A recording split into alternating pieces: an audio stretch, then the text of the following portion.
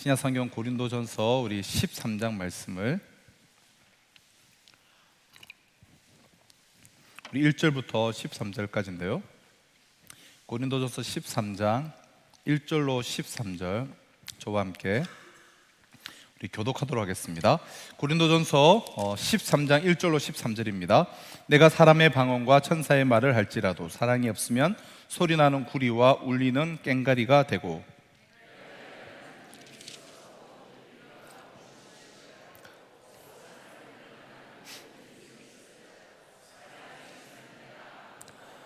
내가 내게 있는 모든 것으로 구제하고 또 내 몸을 불사르게 내줄지라도 사랑이 없으면 내게 아무 유익이 없느니라.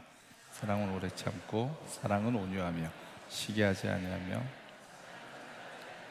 교만하지 아니하며 무례히 행하지 아니하며 자기의 유익을 구하지 아니하며 성내지 아니하며 악한 것을 생각하지 아니하며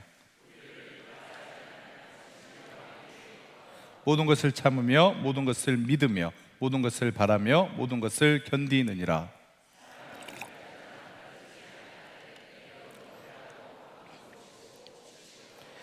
우리는 부분적으로 알고 부분적으로 예언하니 온전한 것이 올 때에는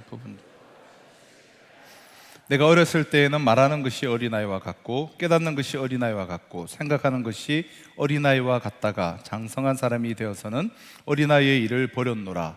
우리가 지금은 거울로 보는 것 같이 희미하나 그때에는 얼굴과 얼굴을 대하여 볼 것이요 지금은 내가 부분적으로 아나 그때에는 주께서 나를 아신 것 같이 내가 함께 있습니다. 그런즉 믿음, 소망, 사랑 이 세 가지는 항상 있을 것인데 그 중에 제일은 사랑이라. 아멘. 이 시간 특별히 우리가 또 격려하고 축복하고 싶은 분들은 우리 아침에 이제 출근하셨다가 이렇게 사실 저녁에 퇴근하고 이렇게 우리 금요 기도에 나오신 우리 남성분들, 아니 여성분들도 직장인들이 많죠. 우리 특별히 직장인들 우리 격려의 박수를 한번 해주면 좋겠습니다. 네, 고맙습니다. 사실 이제 한 주간의 직장 생활 이후에 금요일 저녁 참 이게 쉬고 싶은 그런 시간일 텐데 또 기도의 자리에 나와서 기도하신 분들 정말 축복하며 또 감사의 말씀을 전하고 싶습니다.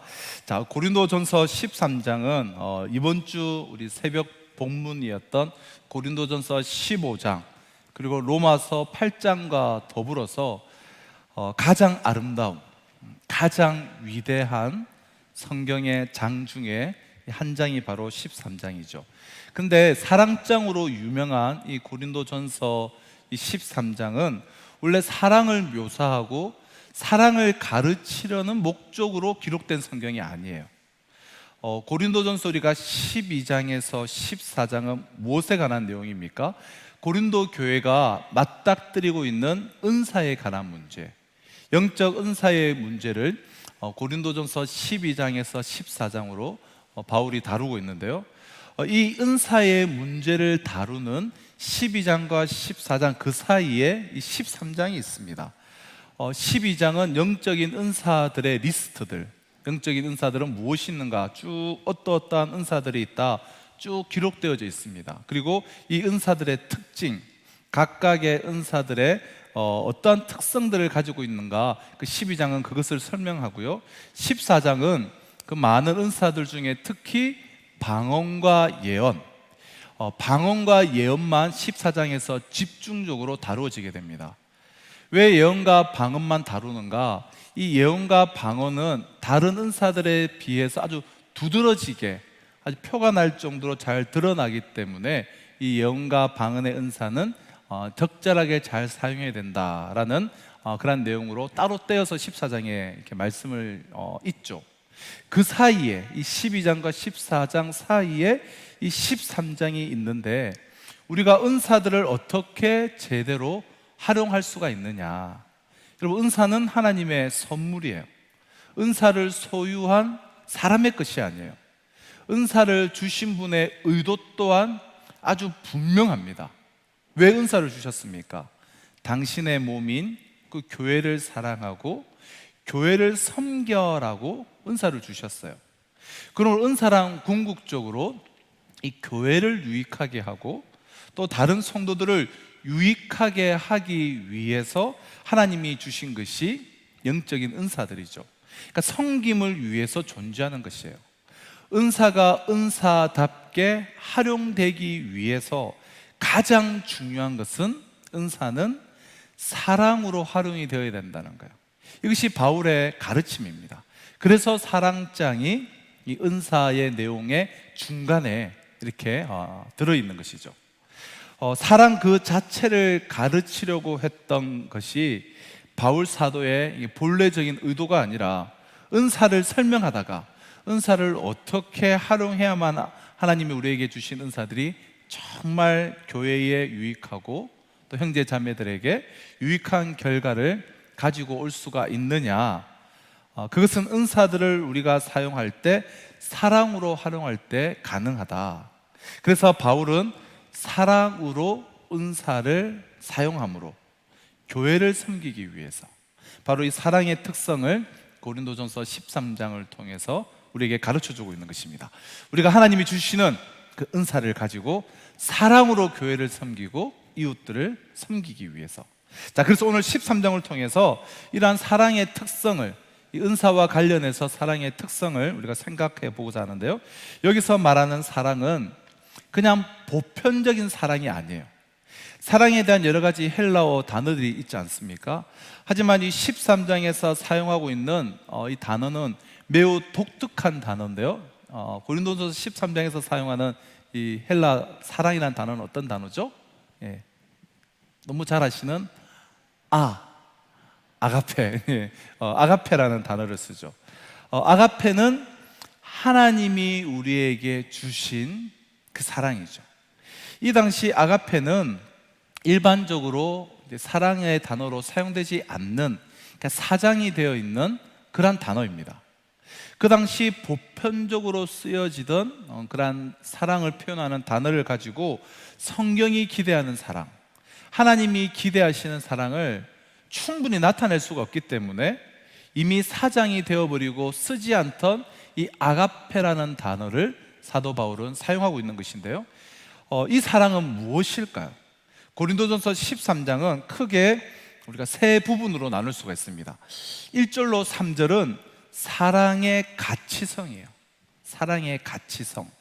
4절로 7절은 사랑의 덕성이에요. 사랑은 덕이 있어야 된다, 덕성. 또 8절로 마지막 13절까지는 사랑의 영원성이에요. 혹은 온전성, 사랑의 영원성.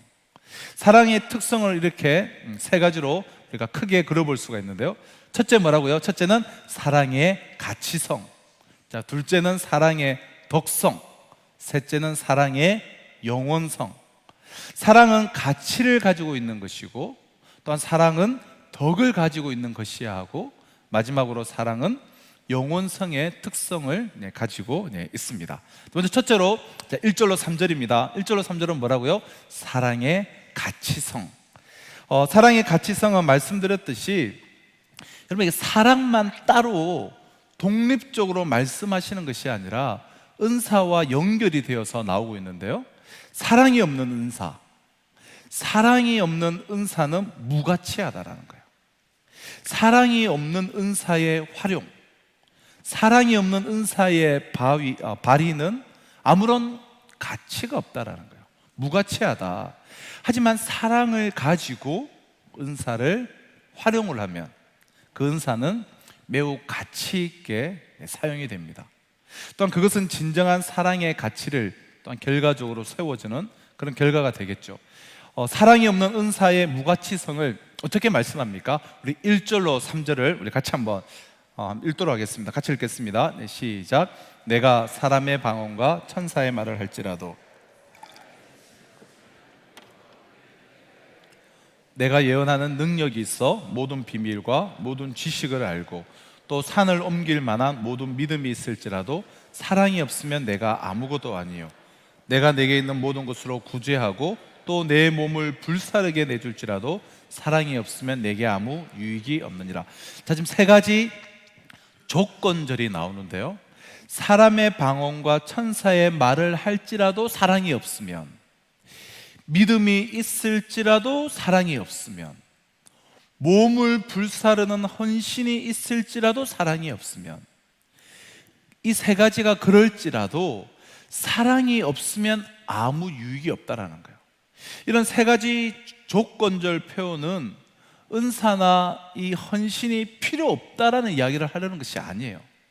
그 모든 것에 사랑이라는 요소가 없으면 무의미하다는 것이죠. 먼저 뭘 이야기합니까? 방언을 말합니다. 내가 사람의 방언과 천사의 말을 할지라도. 1절이죠. 방언이나 천사의 말. 여러분, 방언과 천사의 말은 누구나 모든 사람이 다 할 수 있는 말은 아니에요.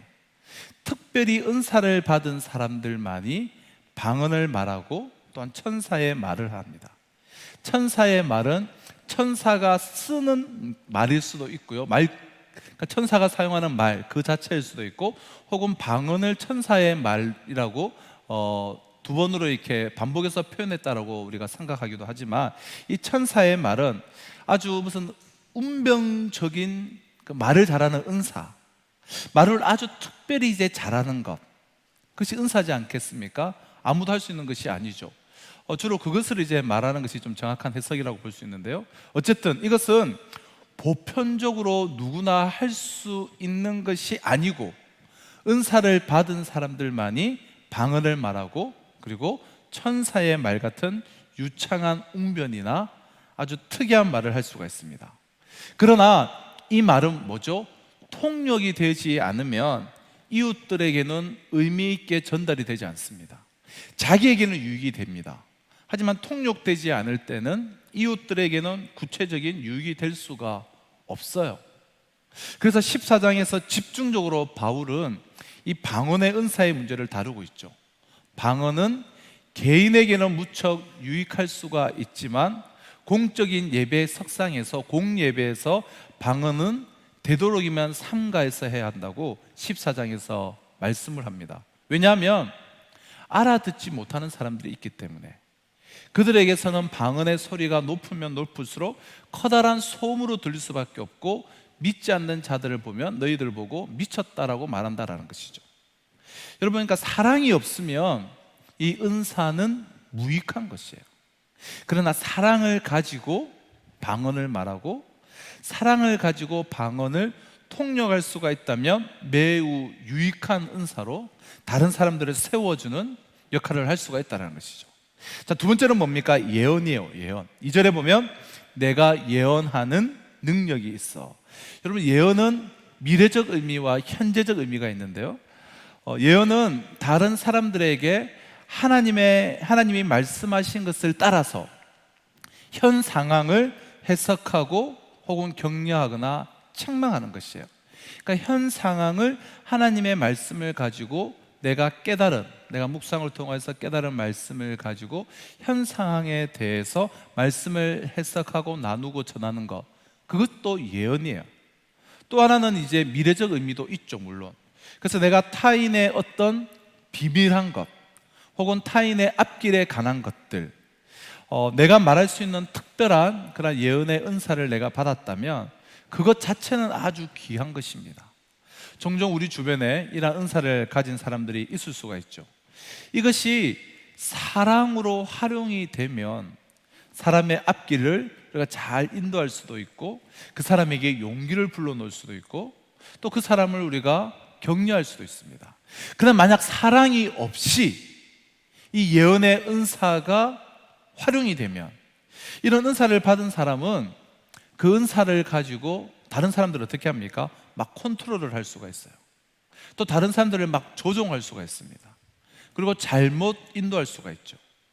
예언의 은사를 가진 사람들이 그 예언을 빙자로 해서 사람들에게 예언을 해주면서 그 사람들을 종종 자기의 종으로 삼고 자신에게 굴복해 하는 그런 많은 사례들이 있었죠. 여러분, 그것은 무서운 영적인 폭력입니다. 영적인 폭력이 될 수가 있다는 거예요. 사랑이 없으면 이 예언이라는 이 귀한 은사조차 가장 파괴적인 역할을 하는 은사로 남용이 되거나 잘못 사용될 수 있다는 거예요. 그래서 종종 이 예언의 은사를 가진 사람이 교회 안에서 덕을 세우지 못하고 어려운 일들을 벌이는 일들을 우리가 종종 보게 되죠. 그러나 사랑이 있다면 유익하게 사용될 수가 있습니다. 내가 예언하는 능력이 있어 모든 비밀과 모든 지식을 알고, 예언과 함께 뭐가 나옵니까? 모든 지식을 알고, 지식이 나와요. 이 지식도 은사의 영역에 속합니다. 그러나 사랑이 없는 이 지식의 활용은 여러분 다른 사람들에게 별로 유익함이 돌아가질 않습니다. 사랑이 있을 때에만 우리에게 주어진 지식은 다른 사람들을 섬기는, 그리고 세우는 유익한 은사로 나타날 수가 있는 것이죠. 여러분, 이 베이컨이라는 이게 철학자가 있지 않습니까? 그 사람이 이런 말을 했죠. 지식이 모든 것에 대한 대답이다. 우리에게 소위 알려진 이야기로는 아는 것이 힘이다. 지식은 힘이다. 자, 이런 말을 이 철학자가 했는데요. 여러분, 물론 지식은 힘이에요. 하지만 사랑이 없는 지식은 더 해로울 뿐입니다. 여러분, 어느 교육학자가 이렇게 연구를 하는데 교도소에 들어와 있는 사람들의 대부분이 문맹자가 참 많은 거예요. 오래전에 그런 이제 연구인데요. 그래서 이 사람들이 이렇게 된 것은 글을 몰라서, 지식이 없어서 그런 것이다. 나름 이제 결론을 내리고, 그리고 교화의 한 방법으로 열심히 글을 가르쳤습니다. 이제 글을 다 배우고 지식이 쌓였습니다. 이제는 재범하지 않고 새 출발할 것이라 생각했습니다. 하지만 계속해서 그들이 범죄를 하게 되는데 이전보다 더 고차원적인 그런 범죄를 이제는 저지르는 거예요. 그전에는 단순한 도둑질 폭력이었다면 이제는 사기, 이런 소위 지능범. 여러분, 지식은 유용하지만 잘못 사용하면 지식이 얼마든지 파괴적인 역할도 할 수가 있는 것이죠. 사랑이 없으면 예언도 지식도 아무것도 아닙니다. 사랑이 없으면 또 뭐죠? 믿음도 아무것도 아니에요. 내가 예언하는 능력이 있고 모든 비밀과 모든 지식을 알고 뭐라고 하죠? 또 산을 옮길 만한 모든 믿음이 있을지라도, 있을지라도 산을 옮길 만한 믿음도, 여기서 산을 옮길 만한 믿음이라는 것은 기적적인 믿음일 거예요. 정말 큰 믿음, 정말 특별한 종류의 믿음이 있는 사람이 있으면 참 기적들이 막 일어나죠. 불가능한 것을 믿는 사람, 그런 믿는 사람을 통해서, 이러한 믿음이 큰 사람들을 통해서 기적적인 역사들이 일어나는 것들을 우리가 종종 보게 됩니다. 여러분, 이 믿음은 위대한 것이에요. 그러나 이 믿음이 자기 가시욕으로만 쓰인다면, 사랑은 없이 뭔가 마술적인 믿음으로만 남용이 된다면 전혀 유익이 되지 않는 그런 결과를 가져오게 될 것입니다. 심지어는 구제도, 여러분 3절입니다. 내가 내게 있는 모든 것으로 구제하고, 구제도 믿음이 없는 구제, 사랑이 없는 구제는 아무것도 아닐 수가 있다는 거예요. 여러분, 구제를 하면서도 상처를 줄 수가 있죠. 그 사람을 정말 사랑하는 마음으로 돕는 것이 아니라 다른 목적으로 자기의 이름을 드러내고 선전하기 위해서 구제했다면, 그 구제를 받는 사람은 나는 이용만 당했구나, 상처받을 수 있죠. 얼마나 많은 이 고아원의 고아들이 상처를 받습니까?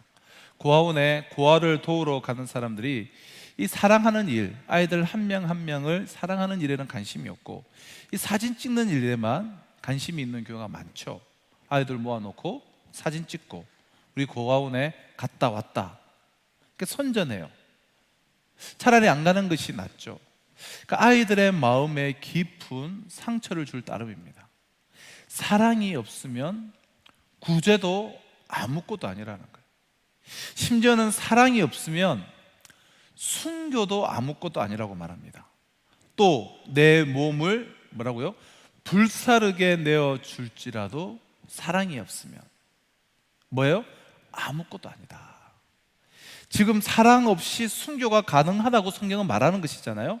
내 몸을 불사르게 내어줄지라도 사랑이 없다면, 즉 사랑 없이 순교가 가능하다고 성경은 말하는데, 정말 사랑 없이 순교가 가능할까? 가능하죠. 예. 여러분, 예를 들어서 죽을 때 내가 평생 내 이름 못 내고 살았는데 한번 그냥 멋있게 한번 죽자, 한번 눈 딱 감아 버리고 그냥 에라 모르겠다고 죽어버리면 얼마든지 죽을 수도 있죠.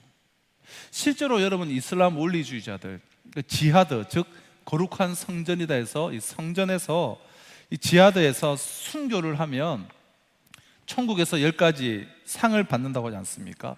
그 중에 넷째, 다섯째가 그들을 많이 혹하게 하는데, 그 중에 넷째 상이 뭐냐면 세상과 그에 속한 모든 것을 다 합한 것보다 더 좋은 루비가 박혀 있는 그 왕관을 머리에 쓰게 될 것이다.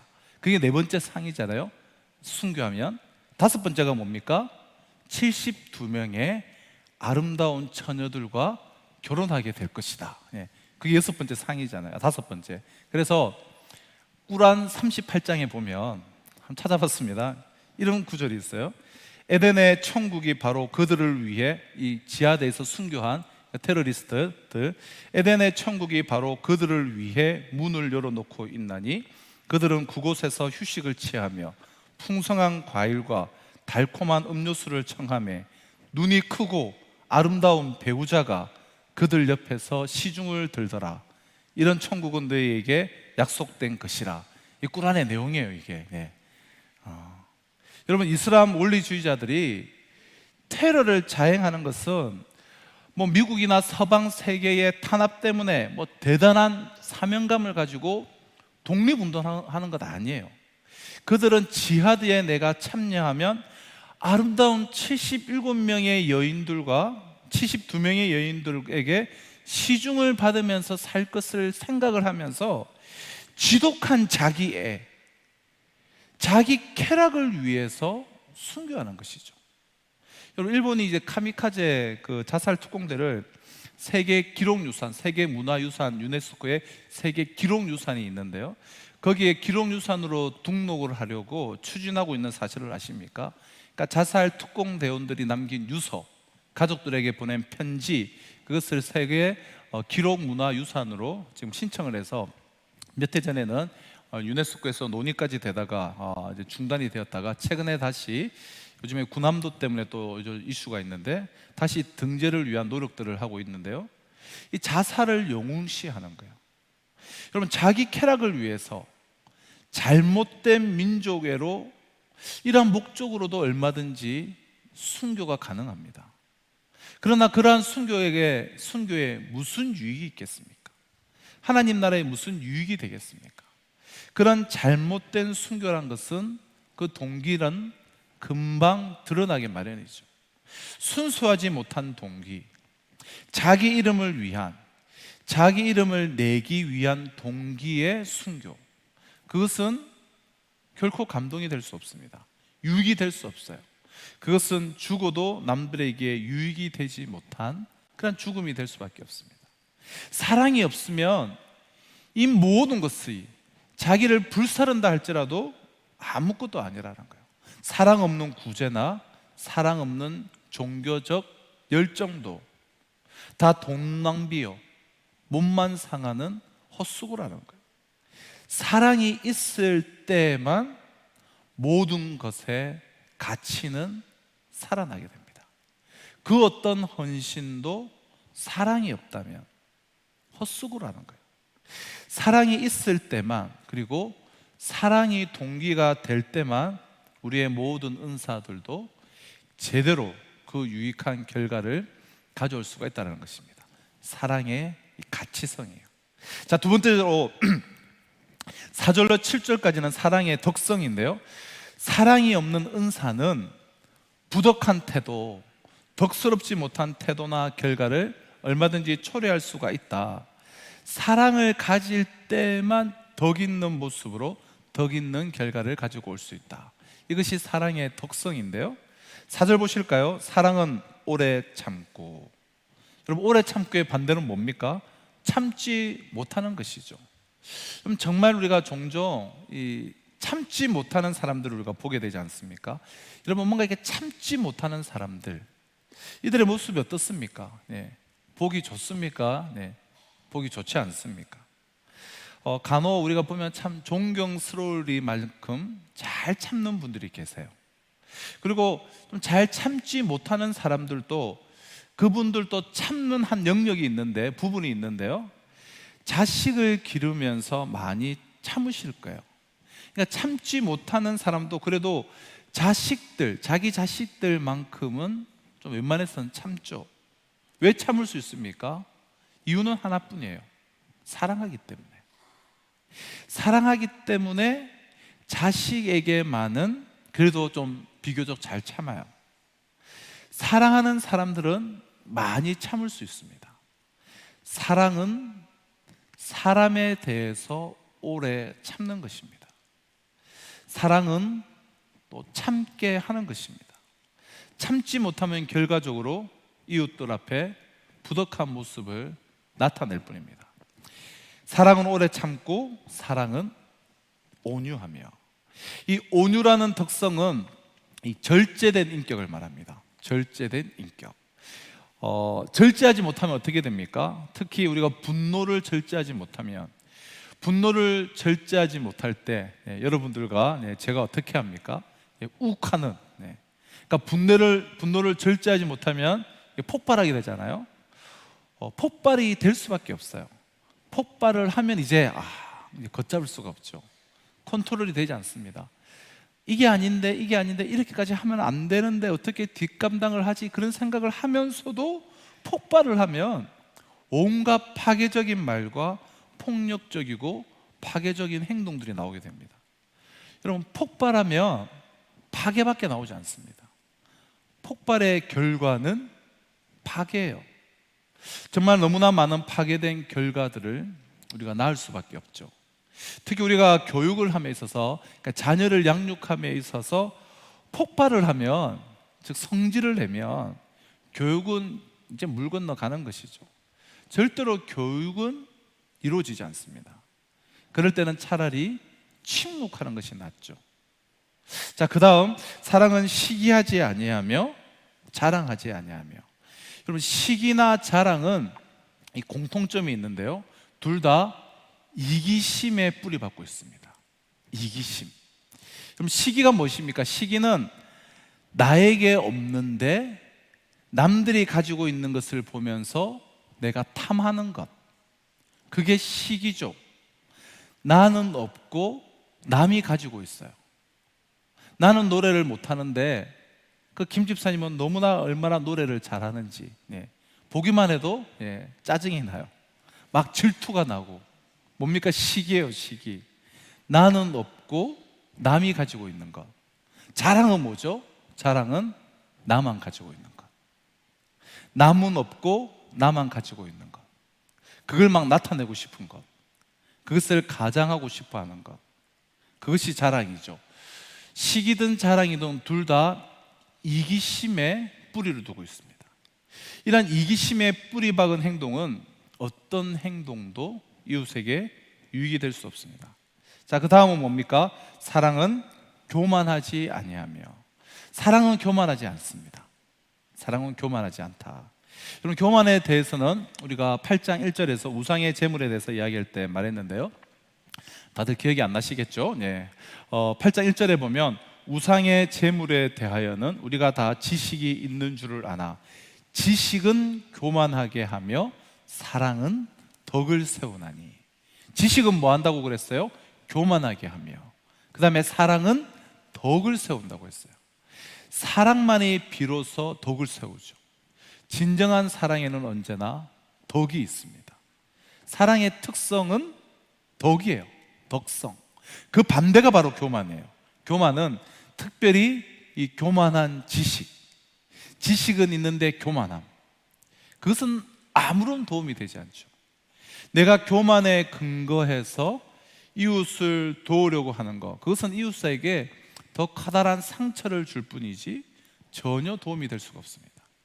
자, 계속해서 우리 5절을 한번 보시죠. 5절. 사랑은 뭐라고 말하죠? 무례히 행하지 아니하며. 사랑은 무례히 행치 않습니다. 여러분, 이 무례라는 말은 이 질서가 파괴된다라는 그런 뜻인데요, 그런 어원을 갖고 있는데요, 질서가 파괴된다. 우리가 질서를 파괴할 때 왜 질서를 파괴합니까? 예를 들어서 교통 질서를 내가 파괴한다. 교통 질서를 왜 안 지킵니까? 나만 좀 빨리 가겠다라는 거예요. 나만 좀 빨리 가자. 우리가 질서를 파괴할 때 이렇게 쭉 보면은 주로 이것도 이기심에 근거하고 있어요. 교회 질서를 왜 파괴합니까? 내 생각에 사로잡혀서 내 주장, 내 고집, 이 내 이기심에 근거를 합니다. 이기심에 근거하는 것은 어떠한 경우에도 이웃들에게 도움이 될 수가 없습니다. 고린도 교회 안에 이 무례한 일들이 참 많이 있었는데요, 특히 성찬식을 할 때, 옛날 초대교회 성찬식은 이렇게 떡을 이렇게 많이 준비를 했는데 음식이 귀할 때지 않습니까? 그러니까 집에서 밥을 안 먹고 교회에서 하는 성찬식 때, 이때가 기회다 해서 남이 먹기 전에 근데 앞에 있는 순서 있는 사람들이 다 먹어버리는 거예요. 그래서 뒷사람은 이 성찬에 참여하지를 못했습니다. 여러분, 우리가 예의가 필요합니다. 크리스찬으로서의 이 품격이 필요합니다. 이 예배의 질서 문제인 방언도 마찬가지죠. 이 예배가 질서 있게 흘러가는데 혼자 방언받았다고 이 공예배 시간에, 함께 기도하는 시간에 막 방언으로 기도하는 것에 대한 문제, 그걸 지적하는 거잖아요. 사랑은 무례히 행치 않습니다. 좀 속도를 좀 내야 될 것 같은데요, 지금부터 좀 진도를 빨리 나가겠습니다. 우리 집중하시고요. 자, 사랑은 무례히 행치 아니하며, 또 뭐죠? 자기의 유익을 구하지 아니하며. 사랑은 자기의 유익을 구하지 않습니다. 여기에서 아가페 사랑의 진수가 드러나요. 한마디로 사랑은 뭐냐? 아가페 사랑의 진수를 정의한다면 그것은 자기의 유익을 구하지 않는 것. 적극적으로 표현하면 무엇입니까? 남의 유익을 구하는 것. 이것이 아가페 사랑이죠.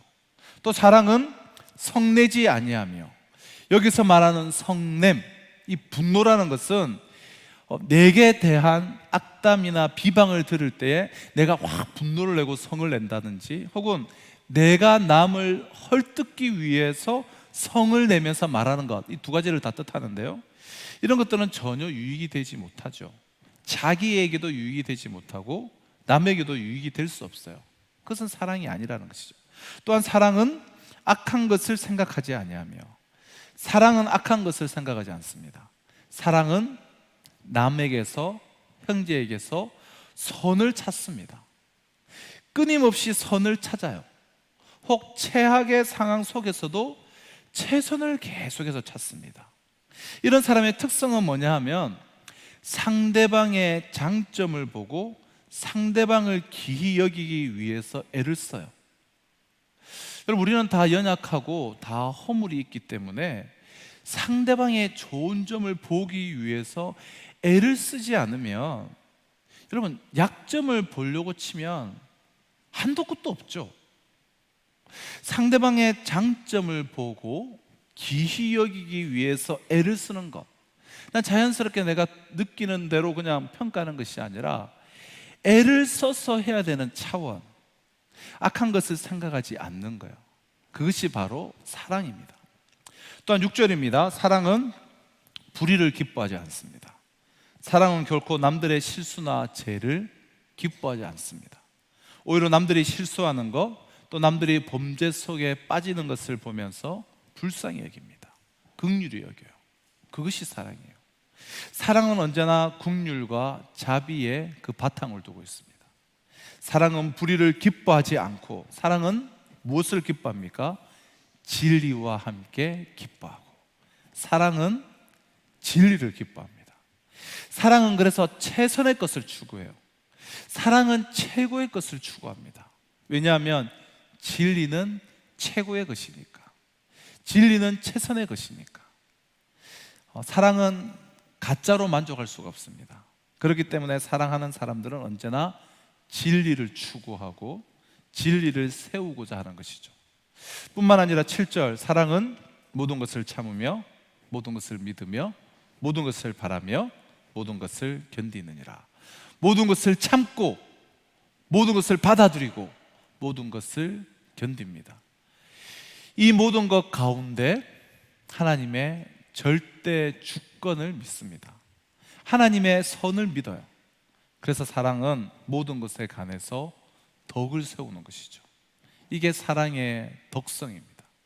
그러나 사랑이 없으면 이 모든 것들을 다 파괴하게 됩니다. 파괴가 있는 곳에 미움이 있고 그 뿌리에 미움이 도사리고 있습니다. 하지만 세워지는 모든 것들, 한 사람을 세우든 공동체를 세우든 교회를 세우든 세워지는 모든 곳에는 항상 사랑이 있습니다. 사랑은 세우는 것이에요. 믿음은 파괴하는 것이지만 사랑의 덕성입니다. 자, 마지막 세 번째, 우리 사랑의 영원성인데요, 8절로 13절은 사랑의 영원성에 대해서 말씀합니다. 우리 8절로 10절, 8절, 9절, 10절 우리 같이 한번 읽어보실까요? 네, 시작. 사랑은 언제까지나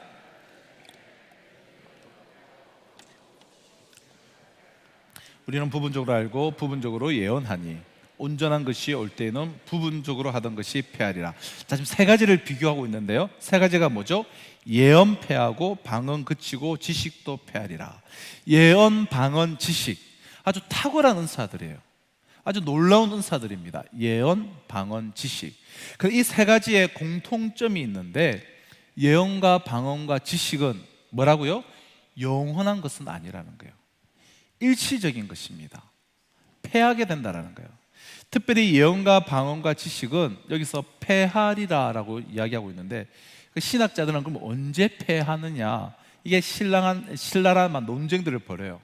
어떤 신학자들은 초대교회 때 다 폐기되었다, 그래서 지금의 예언과 방언은 다 가짜다, 이렇게 말하는 이제 신학자들도 있는데요, 그 근거는 사실은 좀 취약하다고 생각할 수 있습니다. 그래서 우리 10절에 보면 온전한 것이 올 때에는, 즉 그리스도의 재림의 때, 역사의 완성의 때까지 지금도 예언이나 방언이나 이런 은사들은 얼마든지 하나님께서 주시고 있죠. 가능한 것입니다. 그러나 그렇다고 할지라도 그것은 천국까지 가는 것은 아니에요. 천국 가서 여러분 예언이 필요할까요?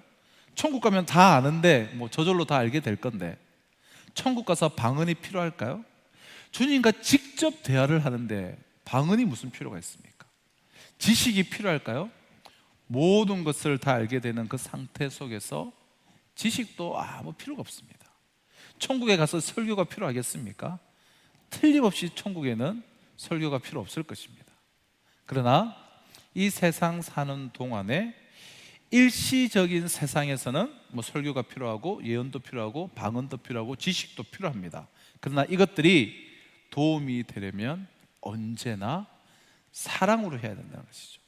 사랑이 없다면 별로 도움이 되지 않을 뿐만 아니라 사랑이 없이 이러한 것들을 추구를 한다면 차라리 추구하지 않는 것이 낫습니다.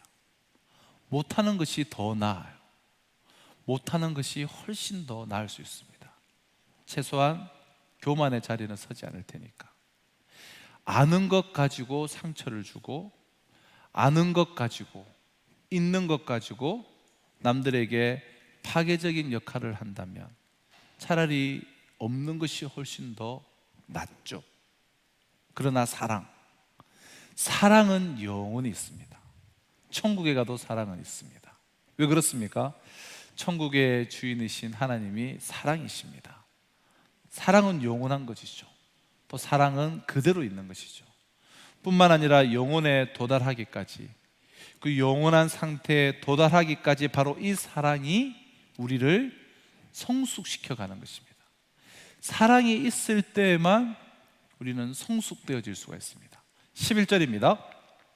내가 어렸을 때는 말하는 것이 어린아이와 같고 깨닫는 것이 어린아이와 같고 생각하는 것이 어린아이와 같다가 장성한 사람이 되어서는 어린아이의 일을 버렸노라. 어른이 되면 더 이상 유치한 일 하기를 원하지 않습니다. 여기서 여러분 장성한 사람이 됨, 그러니까 어른스러운 것, 성숙한 것, 이거 무엇을 가리킬까요? 사랑을 가리키는 거예요. 사랑이 우리를 성숙하게 만드는 것이죠. 그리고 최고의 성숙이 바로 사랑이라는 거예요. 사랑으로만 성숙한 자가 될 수가 있습니다. 여러분, 지금까지 묘사한 사랑의 모든 특성들, 그것은 성숙한 사람만이 지향할 수 있는 것들이죠. 사랑은 오래 참고, 사랑은 온유하고. 여러분, 거기서 사랑이라는 단어 대신에 이 어린아이를 한번 넣어서 한번 읽어보세요. 어린아이는 오래 참고, 어린아이는 온유하며, 어린아이는 시기하지 않고. 말이 됩니까? 말도 안 되는 소리죠. 어린아이의 특성은 오래 참지 못해요. 어린아이는 절대로 온유할 수 없어요. 그냥 방방 뛰어요. 그냥 한 소리 들으면 그냥 바로 본능적으로 그냥 즉각적으로 반응을 합니다. 어린아이들은 계속해서 시샘하고 시기하고, 쟤는 가졌는데 뭘 하나 줬는데 잠시 늦게 줬다. 아빠 나는 왜 안 줘? 누구는 주고. 대번에 그냥 10초도 기다리지 않습니다. 어린아이예요. 그러나 어른이 되어서도 그런다면 아이 때의 모습을 극복하지 못한 어른아이의 모습, 여러분, 그 유치한 모습을 아직도 가지고 있는, 여러분, 그러한 사람들을 우리가 얼마나 있다면 대하기가 힘듭니까? 이런 사람이 되어서는 안 되죠.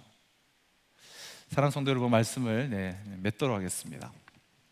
사랑은 오래 참고, 사랑하면 성숙합니다. 사랑하면 성숙하고, 성숙한 이는 오래 참을 수가 있어요. 성숙한 이는 온유할 수가 있어요. 성숙한 이는 성숙한 사람만이 질투하지 않을 수가 있습니다. 남이 가진 것, 내가 없는데 남이 가진 것을 보면은 내게 없는 것을 당신에게 주신 하나님을 찬양하고, 당신을 축복하고 싶어요. 당신을 통해서 나도 유익을 얻고 싶어요. 이렇게 말할 수가 있는 이 성숙한 사람. 여러분, 성숙하지 못한 사람은 남이 가진 것을 보곤 저건 가짜일 거야. 예를 들어서 모 집사님이 명품 가방을 들고 있다. 저 가방은 가짜여야 해. 진짜면 내 속이 너무 쓰리니까. 여러분이 그러지 마시고, 성숙한 사람만이 남을 축복할 수가 있습니다. 사랑만이 영원합니다. 사랑만이 우리를 성숙시킵니다. 마지막까지 남을 수 있는 것은 사랑입니다. 특별히 여러분, 사랑은 오래 참고, 또 사랑은 모든 것을 견디느니라. 4절로 7절에 이 사랑의 모습을 표현하면서 그 첫 번째 시작이 사랑은 오래 참고이잖아요. 오래 참고는 사람에 대해서 오래 참는 거예요. 또 마지막에 사랑은 모든 것을 견디느니라. 이 견딤은 주어지는 삶의 상황에 대해서 견디는 것이에요. 사랑은 무엇이냐? 사람에 대해서 오래 참고, 주어지는 상황에 대해서 인내하고 견딤, 그것이 바로 사랑이라는 것이죠. 여러분, 사랑을 위해서, 그 영원한 사랑, 그 성숙한 사랑을 위해서 한 걸음 한 걸음 나아가는 저와 우리 모두가 되실 수 있기를 주님의 이름으로 축원합니다. 주신 약속의 말씀을 우리 붙잡고 기억하며 우리 이 찬양으로 이 말씀을 고백하며 이 말씀대로 살겠습니다라는 곡조 있는 기도로 하나님께 우리 찬양 올려드리겠습니다.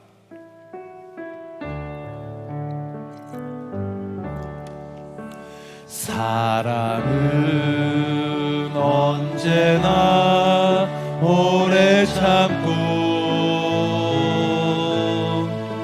사랑은 언제나 온유하며, 사랑을 시기하지 않으며, 사랑은 시기하지 않으며,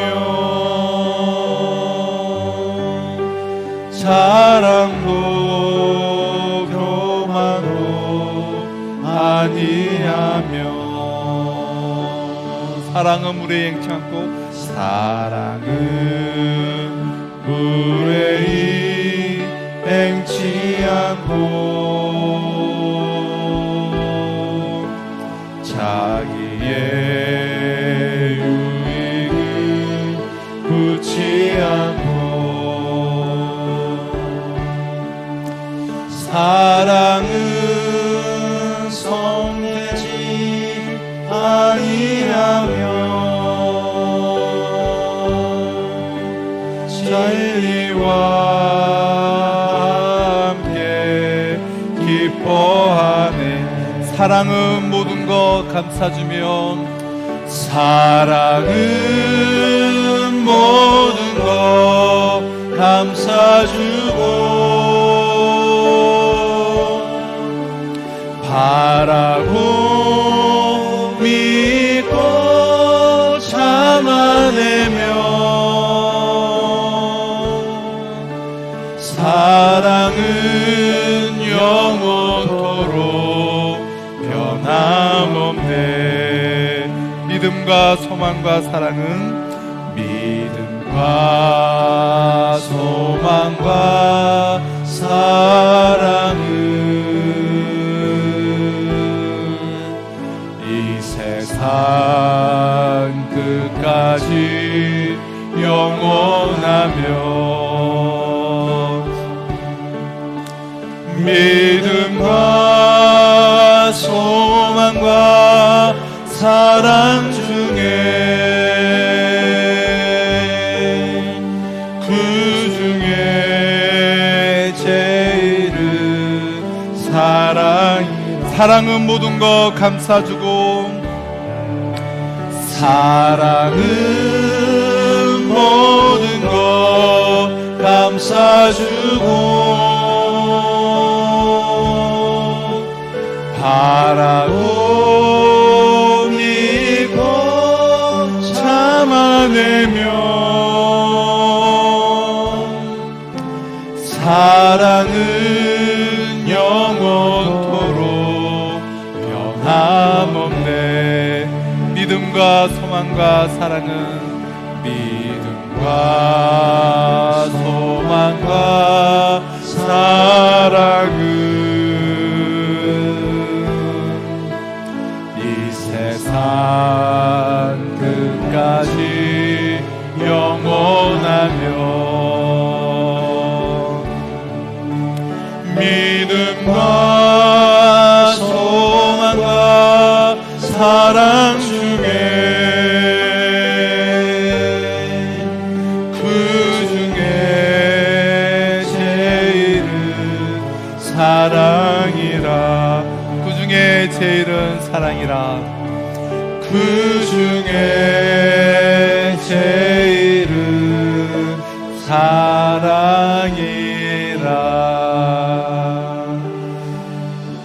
사랑하는 성도 여러분, 이 시간 우리 주신 약속의 말씀을 붙잡고 우리 함께 기도하며 나갔으면 좋겠습니다. 특별히 나의 영혼을 우리가 깊이 돌아보시면서 우리가 나아갈 때 여러분 사랑으로 하나님 내가 모든 것들을 행하게 하여 주시옵소서. 사람에 대해서 오래 참고 또 주어지는 삶의 상황에 대해서 오래 참고 견디는 사랑의 능력을 허락하여 주시옵소서. 사랑으로서 모든 일들을 행함으로 이 사랑의 가치성을 나타나게 하시고 사랑으로서 모든 삶의 영역에서 덕을 세우게 하여 주시옵시고 영원히 남을 그 사랑이 내 삶의 최고의 사명이요 가치요 나의 삶의 모습임을 고백하며 주여 은혜 내려 주시옵소서. 오늘 주신 약속의 말씀 붙잡고 하나님 내가 사랑으로 모든 것들을 행할 수 있도록 주여 나에게 사랑의 영을 부어 주시옵소서. 우리 기도하시고 또 각자가 주신 기도의 제목으로 우리 기도하신 후에 그리고 자유롭게 기도하도록 하겠습니다. 우리 주만 부르시고 함께 기도하며 나가도록 하겠습니다. 주여